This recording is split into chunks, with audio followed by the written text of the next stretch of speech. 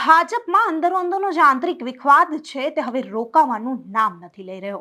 અમરેલીમાં ભાજપના કાર્યકર્તાઓ આમને સામને આવ્યા અને બે જૂથો વચ્ચે લોહિયાળ મારામારી થતા આખો મામલો જે છે તે હવે ચર્ચામાં આવ્યો છે। ત્યારે શું છે સમગ્ર મામલો તે જાણીશું આ વિડીયોમાં। નમસ્કાર, હું અમરીન અને તમે જોઈ રહ્યા છો નિર્ભય ન્યૂઝ। લોકસભાની ચૂંટણી પહેલા ગુજરાત ભાજપના અનેક આંતરિક વિખવાદો જે છે તે સામે આવી રહ્યા છે। પહેલા રાજકોટ, સાબરકાંઠા, વડોદરા, જૂનાગઢ અને હવે અમરેલીમાં પણ ભાજપ માટે ઉકળતા ચરુ જેવી સ્થિતિ બની રહી છે। અમરેલી બેઠક પર ભાજપે ભરત સુતરિયાને મેદાને ઉતાર્યા છે, જ્યારે આ બેઠક પર કોંગ્રેસ તરફથી જનીબેન ઠુમ્મર છે। જોકે અમરેલી બેઠક પર ભાજપમાં આંતરિક વિખવાદ જે છે તે હવે શરૂ થયો છે અને લોહિયાળ બન્યો છે।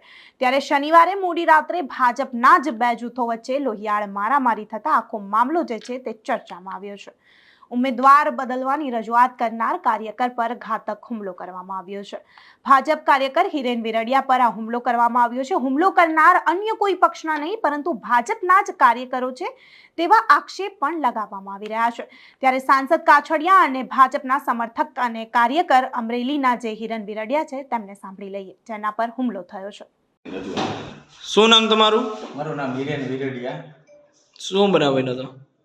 હું અહીંયા ગલ્લા ઉપર સોડા પીવા ગયો હતો અને સીધા 4 જણા કારમાં આવ્યા અને સીધો કે કેમ કૌશિક વેકરિયાની વિરોધમાં કેમ નિવેદન આપશો એમ કરીને સીધા હથિયાર વડે હુમલો કરી દીધો અને મને પકડીને ગાડીમાં અપહરણ કરવાની કોશિશ કરી। હું અહીંયાથી મહા મુશ્કેલીએ નીકળ્યો અને મને 2-4 ઘા માર્યા। શું હથિયાર હતા?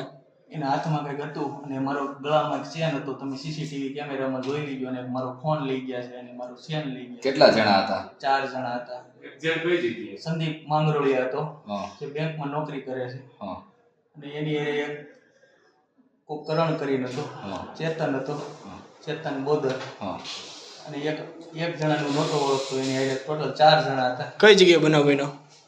સક્કરગઢ રોડે દેવદૂત પાન પાસે।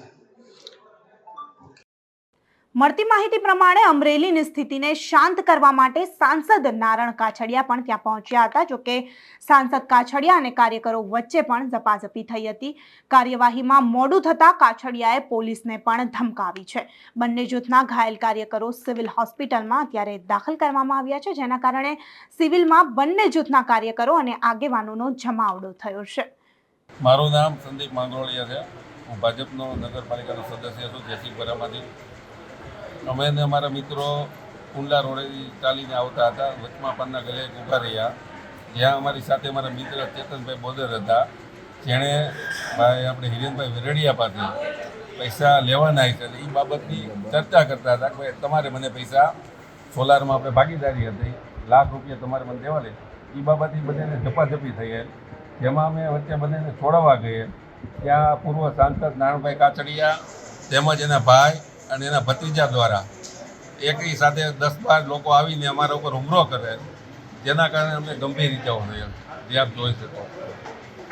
ત્યારે કોંગ્રેસ ઉમેદવાર જાની ઠુમ્મરે લોહિયાળ આંતરિક વિવાદ અંગે પ્રતિક્રિયા આપતા જણાવ્યું કે અમરેલીમાં આવી ઘટના વખોડવા લાયક ગણી શકાય।